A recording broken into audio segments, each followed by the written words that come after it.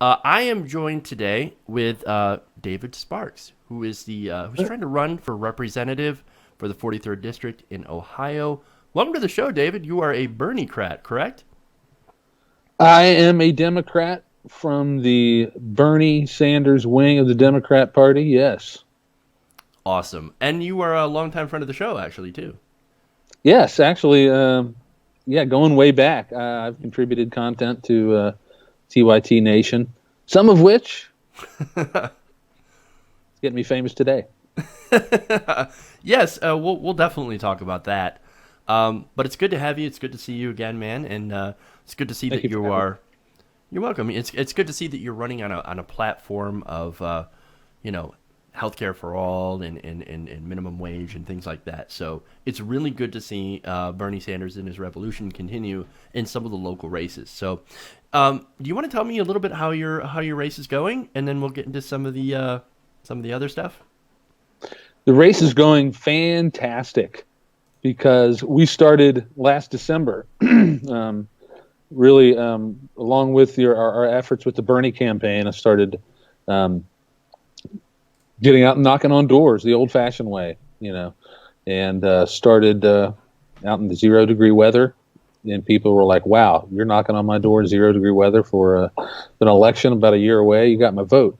And we kept doing that and doing that and doing that, and eventually it became 95 degrees, and people were like, "Wow, I like what you got to say. I really like your issues," and it's taken off, and so much so that the opposite side went negative 2 months in advance, which is like virtually unheard of. They brought out you know, all of their,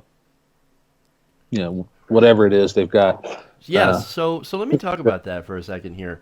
They're basically throwing everything that they can at you. They've thrown the kitchen sink, and some of the stuff that I've read, I mean, and some of the stuff that I've seen, you know, I mean, they're sending out mailers with creepy David Sparks. I think is what it is. That's what they're calling you, and they took some of the videos that you did in the past and took them out of context. yeah, oh Um, yeah, and like yeah, comedy and music things, mhm. and yeah, it's I tell people it's the same thing Al Franken went through when he was running for the U.S. Senate. They took he had videos of himself on Saturday Night Live wearing a diaper, and we're over the top comedy bits, Hmm. and yeah, so fault me for being involved in our cultural scene. Yeah, you mentioned some of the videos that they took. Yeah, I remember putting them up on this very channel, and Yeah, we did, and yeah, we got a lot of good response mhm. um, from those as well, and yeah, and they were, the whole purpose behind them was to foster dialogue about issues and get people to think and get people involved in their world, Hmm. and that's what you're doing, and that's what so many people are doing all across, yeah, the digital space, and it's making a difference in our political discourse. You know, shedding a lot of the phoniness of politics and really getting to candidates who are keeping it real. And so, yeah, I really appreciate what you guys are doing, and just promoting progressive ideas. We need to be doing this in campaign season and out of campaign season. That's what really builds this kind of movement politics that is really progressing in the United States now. And I mean, that's pretty much what your campaign is about, is promoting progressive ideas. So why don't you run Yeah. down some of the most major issues that you want to tackle, and that you're talking about on the campaign trail. Well, yeah, one of the big ones is wealth inequality, and so I'm a backer of the fight for 15. There's so many good arguments for it. I've read that it would pour around $450 billion of consumer spending into the economy that's much needed. We've got way too many people making not enough to even afford like an apartment, and so when people don't have walking or any kind of walking around money, it makes it tough on small businesses.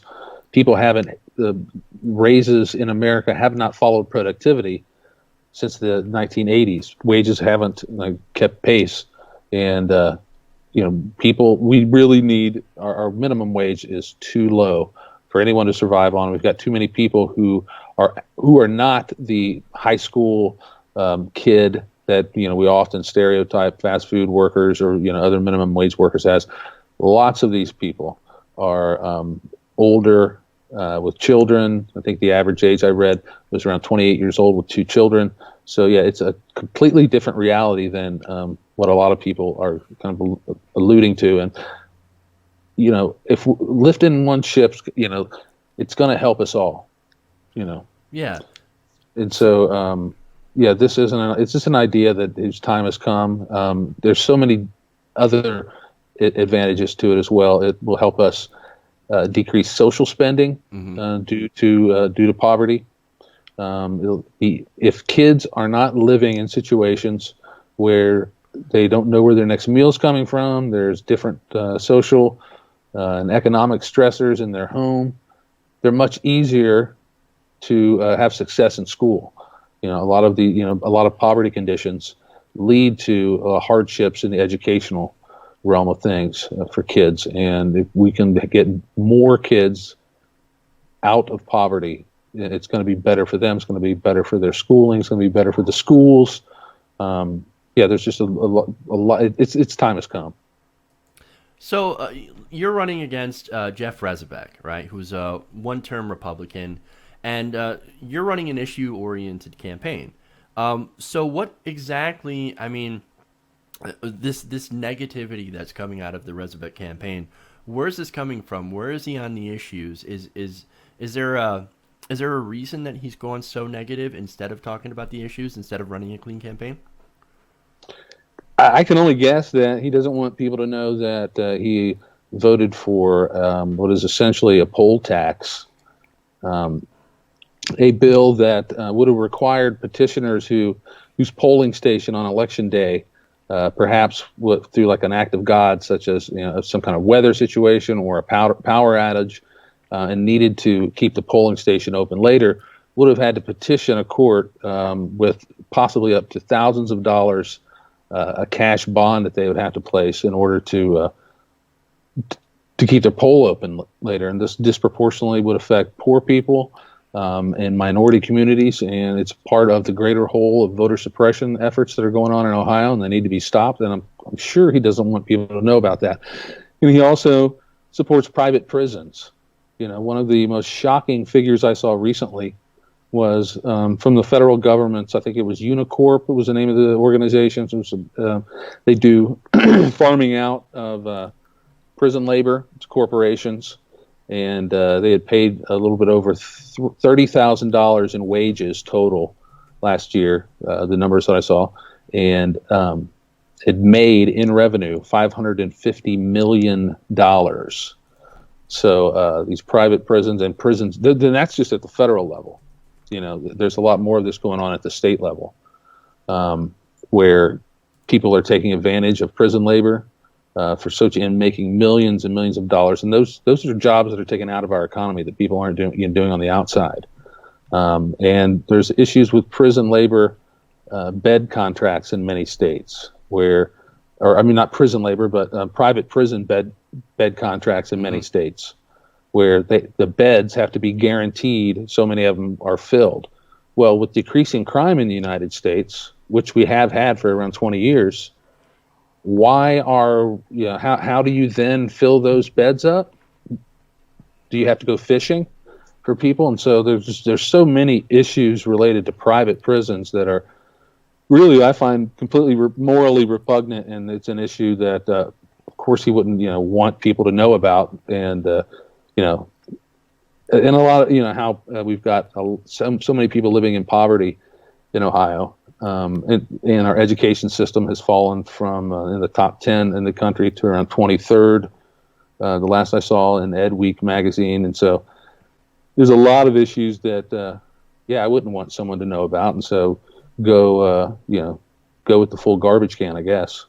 Right. And speaking of that, one of his big attacks against you has been that you are basically alluding that you're a pedophile, because one of your songs had you talking about when you were a younger child, or a younger teenager, I should say, 14, touching your first breast. And that was That was a video that was supposed to be about sexual education, about Planned Parenthood, correct?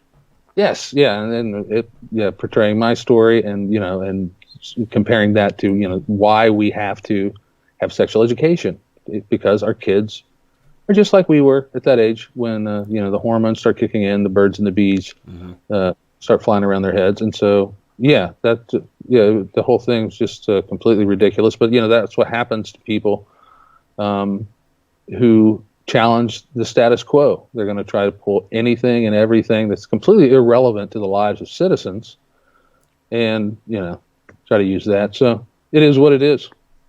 Yeah, it's as I said, I've been paying attention to it, and it seems like to me a definite smear campaign, and Oh, not one that's based on any sort of factual issues.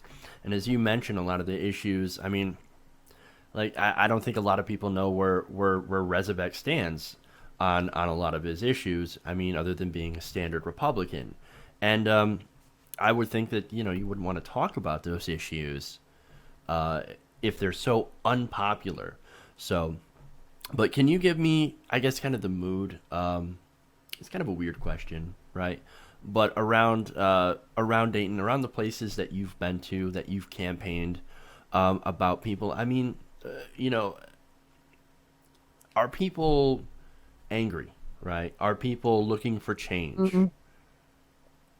The comment I hear the most, and I think everyone's probably heard this, is I hate this election. I can Because agree with that. you've got what's that? I can agree with that.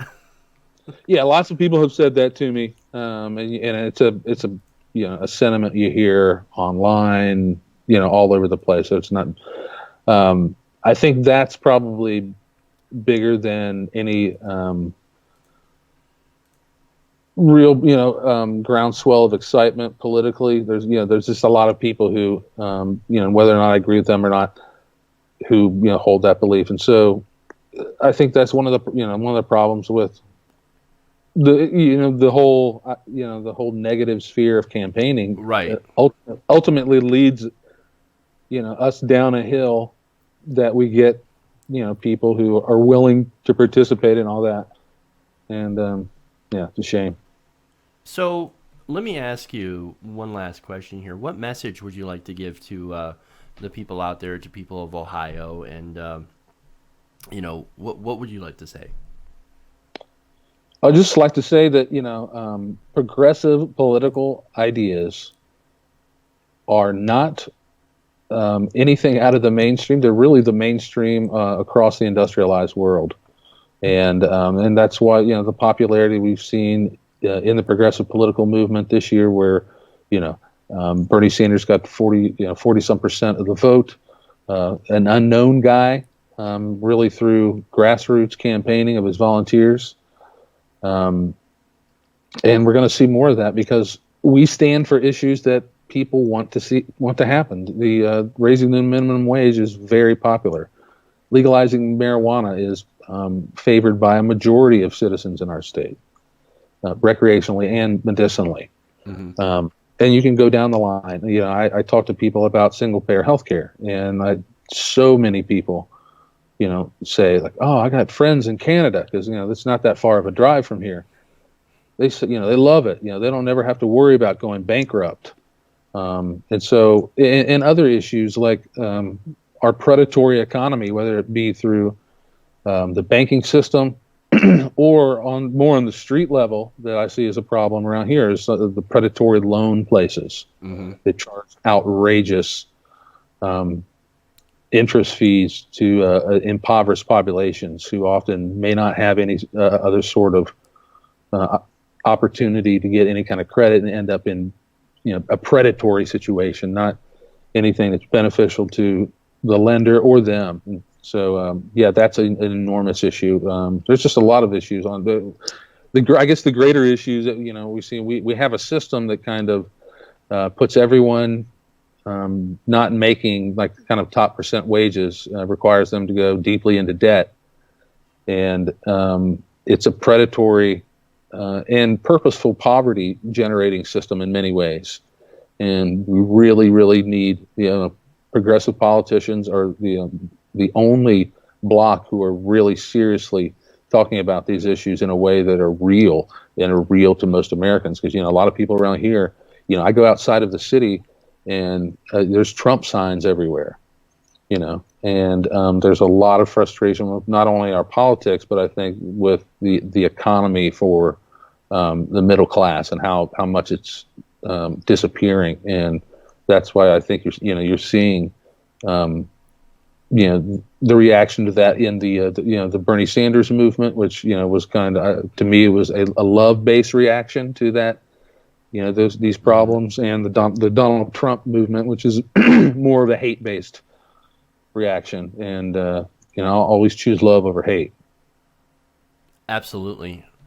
All right.